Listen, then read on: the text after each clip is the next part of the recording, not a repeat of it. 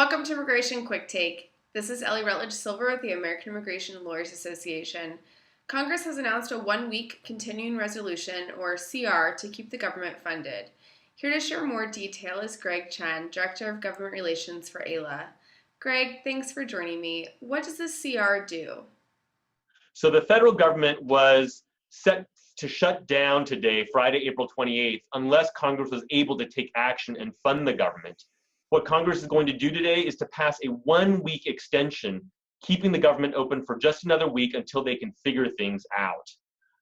At this point, we are pretty sure, though we haven't seen the language yet, that the immigration programs that need reauthorization, the EB-5 Regional Center, Conrad 30, as well as the Special Religious Worker program are going to be extended at this point, just for the week, along with the other package that is extended.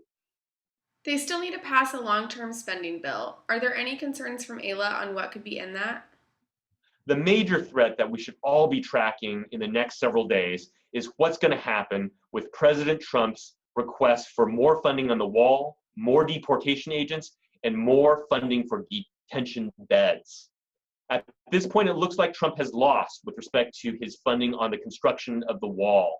But what we are tracking now is detention bed negotiations. And it looks like we are going to suffer some increase of detention beds, probably a major increase, given that it's something that we know the president is really trying to ramp up in order for him to carry out his interior enforcement plan that will round up hundreds of families, thousands of people who just should not at all be priorities for deportation. This is going to hurt families and those who have lived here for years. We're also concerned about the hiring of agents and that there will be money included either for CBP or ICE agents. So those are the two major issues to track.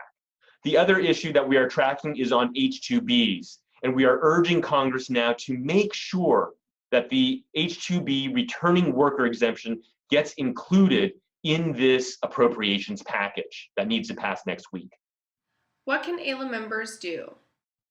First off, a big thank you to all of our members and others who have taken action by clicking on our action alerts and sending a message to Congress telling them not to fund Trump's wall, his detention beds, or his deportation agents.